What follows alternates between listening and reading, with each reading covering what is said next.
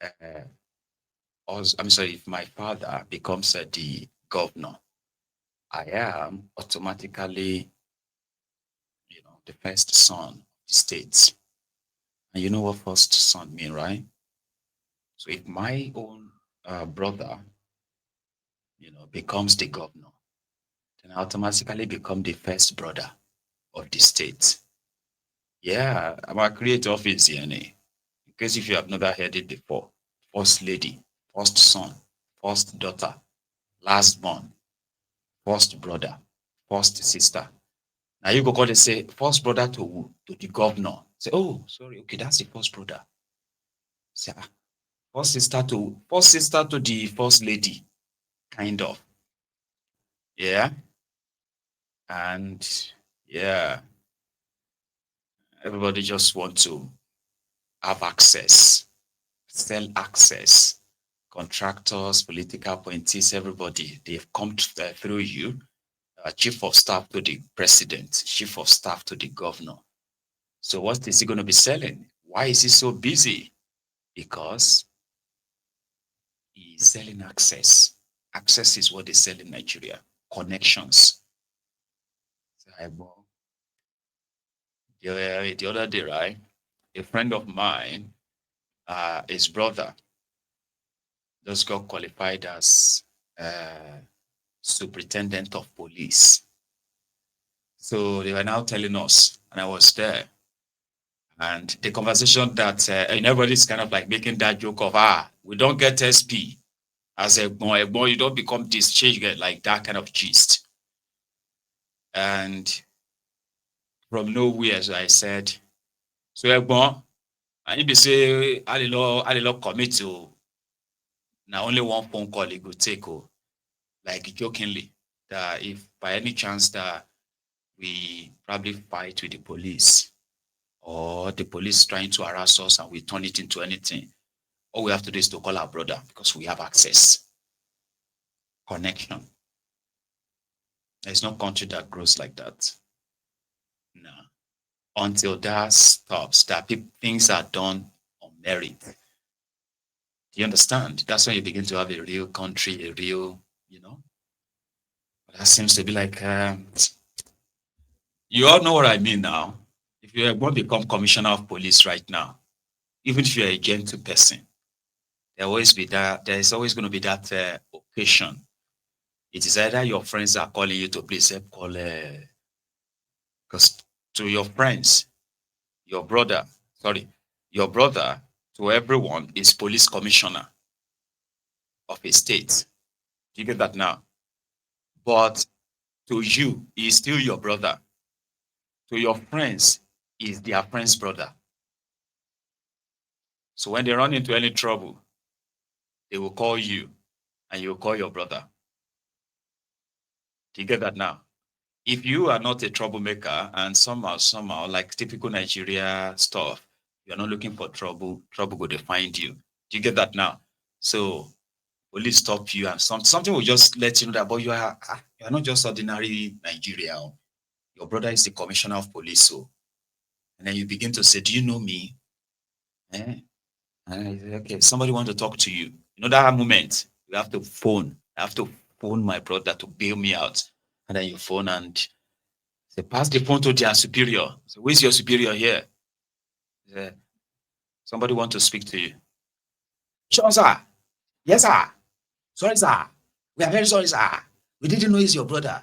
Even if you carry the cups, the back of your car, that moment, privilege, connection, access will just make you walk away. So don't pretend that you don't know what I'm talking about. You do. Of course you do. Eh? But it is not right. It is not normal. No, it's not. You know.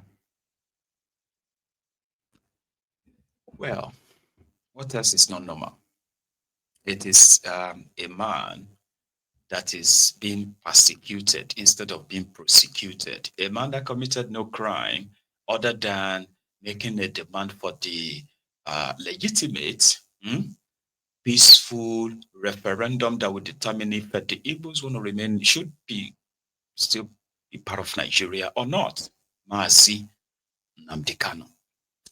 Now he's become a state most persecuted individual in the recent history of that contraption. From 2015, they've attempted to kill him twice, like physically kill him twice, and twice they botched it. You can see they failed.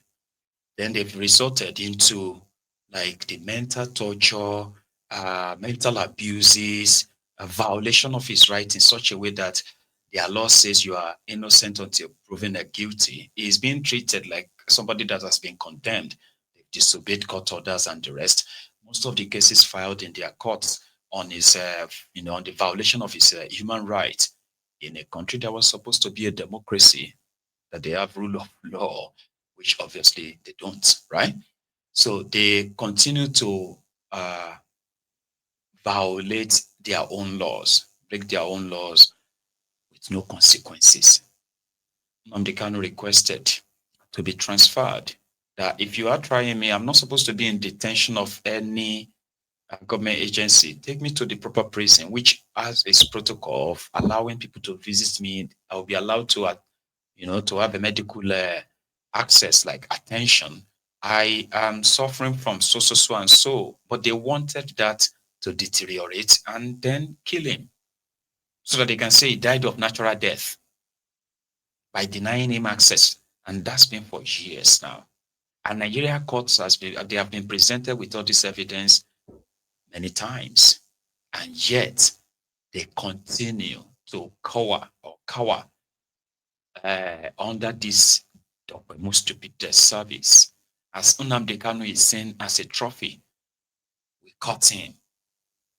But they kidnapped him, violated international laws, and they didn't give a damn.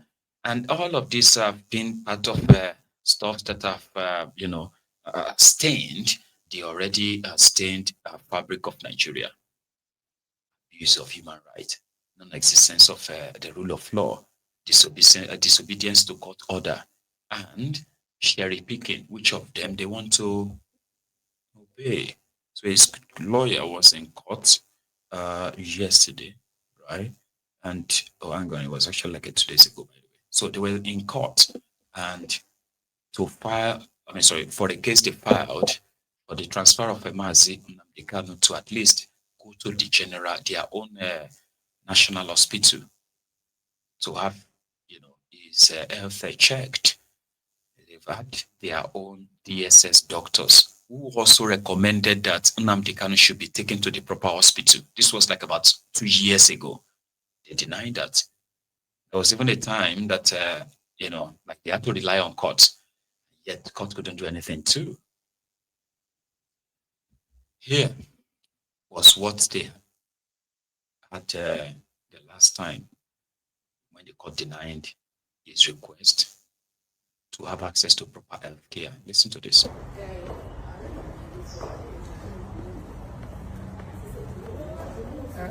Yes, my brother. We came to move application for the transfer of Mazi Nnamdi Kanu to National Hospital for proper medication, because we discovered that the medical personnel at the DSSS are incompetent and they are not giving him proper medication and attention. So we applied, and because his condition is getting worse. He's lacking potassium in his body and they don't have any solution to it. His leg is being swollen up because I went to see him today before coming to court. So, but incidentally, unfortunately, the prosecution, the federal government, through their lawyer, countered our motion by filing 37 paragraph affidavits opposing our application for him to be transferred to National Hospital for proper medication. So the judge said today is the last day of his sitting as a vacation court, because the vacation is going to end today. That is going to send the file, the motion to CJ for the CJ to reassign it to the substantive court who has been handling the matter, Honorable Justice James Omotoshi. So all our efforts to let the judge at least make that consequential order. In fact, most of the times you don't even need a motion, formal motion. You can do it so much, but the judge refuses. And the question we are asking is that why should the federal government object the application seeking the leave of the court to the another of the court for Nnamdi Kanu to be transferred to National Hospital for adequate medication? Do they want Nnamdi Kanu to die? Is it not a living that will face trial? So this particular issue is really giving us concern. Nnamdi Kanu is somebody that is facing trial, and somebody who is facing trial under Section 30 of the Constitution is presumed innocent under the law. So it's a very frustrating situation, and we continue to pray, we continue to believe that the necessary thing should be done. We are going to follow the file up and to ensure that the file is listening to the court who has been handling the matter, and see whether it can give us a date for that motion to be had before 10th. That is where we are, and that's the update I said let me just give you. So he said that I should greet two people, lovers of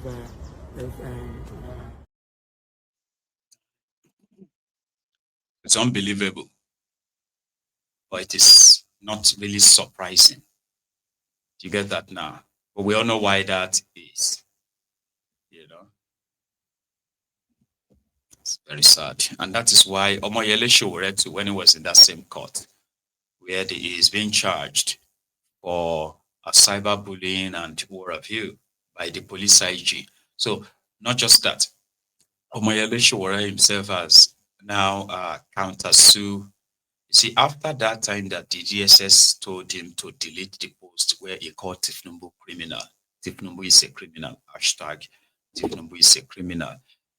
You even need to type that inside the comment, because that is the hashtag enough to that Omoyele Sowore believes should possibly rile them up to do or misbehave, and that could be the beginning of the end, right?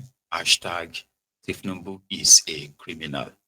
A post is shared after Tifnumbu went to Brazil to say he's managed to end corruption in Nigeria. And Sowore was like, maybe he was drunk or he was high on something, of course. So they wanted Sowore to delete that post. They said the post possibly, I don't know, like, there have been so many other horrible things like said that are truthful anyway about Tifnumbu.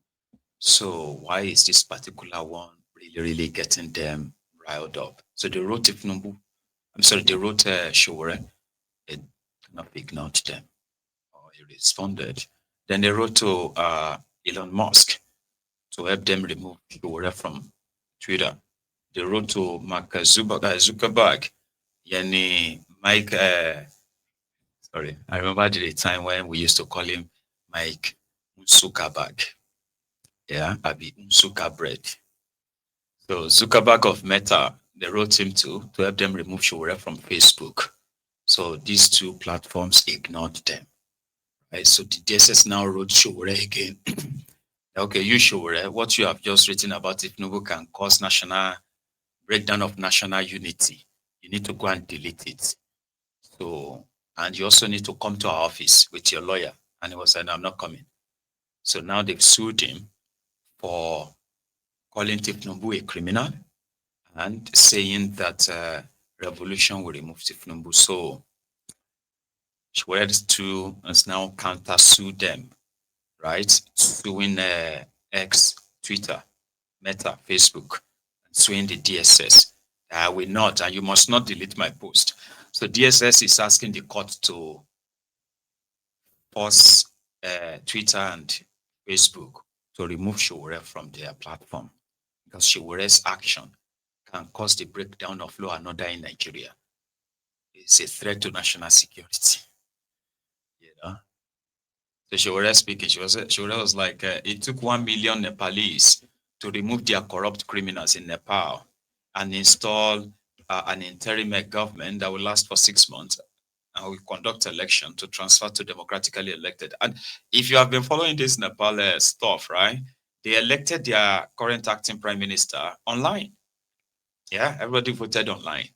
and she was the most voted, their former judge, or retired judge rather. So she is their acting or interim prime minister right now. She was sworn in. So Sowore seems to be fantasizing that too. Listen to this. It's a long watch. Issues was arraignment. Inside was brilliant legal submission by our lawyers. And the outcome, of course, was that the judge decided and sided with us that he will have to look at our very strong legal opposition to arraignment. And he gave us a date in October, I think October 23rd, yes. It was my preference that we should do it in January 2026. But he said that that's too long. Because the reason I would have preferred January 2026 is that this case is not going anywhere. There's no reason to jam-pack the... But he's also a vacation judge, and vacation ended today. So there's limited authority as far as this is concerned. The case file must go back to the Chief Judge of the Federal High Court for reassignment. And I hope the Chief Judge is watching us not to reassign this case. I'm opposed to any attempt to muzzle the right of people to freely practice their religion and or associate or hold a thought. So the governor of Niger State, like other governors that I've criticized, they have no sense. What is the business of a governor? Asking, is he a preacher? If the governor wants to become a preacher, he should resign and go and join the priesthood.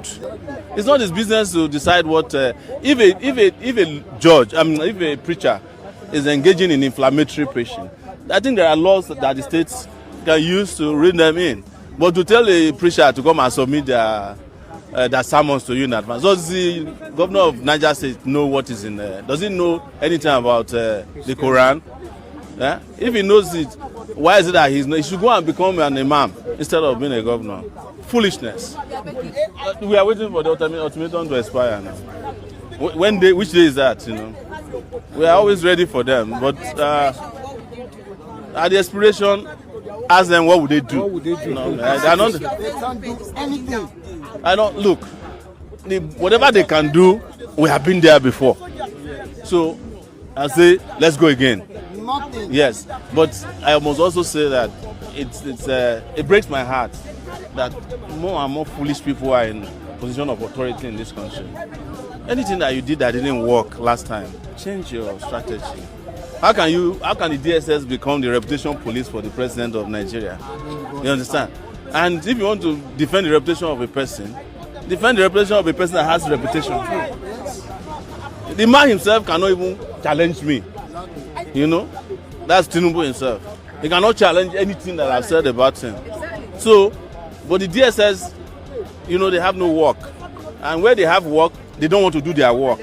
Their work should have been to be pointing to us where there are terrorists, bandits, and kidnappers across. But they know, but they prefer that the criminals are reigning in the country. And you are asking me to retract my statement on the president. But you saw a terrorist with magazines, about 40 on his chest. You cannot arrest him. You can't even him to retract his criminality. Rubbish people. If I have my way, and I've said it, we will reduce the National Assembly to a part-time job. So, that's number one. Secondly, we will have a unicameral legislative system of only 109 senators. And that's what we'll have. But to come to work, you have to go and buy your tickets from wherever you are. And we'll pay you when you are done. Maybe they will sit 12 times in a year. That's all. Pass the budget. After that, they go back to their normal jobs. Yeah, these ones are not. They are not National Assembly people. These are hustlers. Businessmen, Yahoo, Ponzi schemers. These are. In the first place, INEC is one of the branches of the APC. So anytime INEC is telling you they are just I shouldn't be laughing. INEC is a joke. But whether they do early campaigns or late campaigns, what would have been important to me is for the Nigerian people to actually take a stand against the APC or any other political party that has betrayed them in the past. Whether it's APC, PDP or their junior sister or cousin or uncle in the ADC or any one of these fake political parties. It's for the Nigerian people to decide against them. It's early campaign or whatever they call it. It's not the issue. It is their inability to deliver on any campaign, whether it is done early or late. That's the problem with Nigeria. So our problem or our prescription for Nigeria for revolution has made it very clear that the idea of a heterogeneous Nigeria is an excuse. There are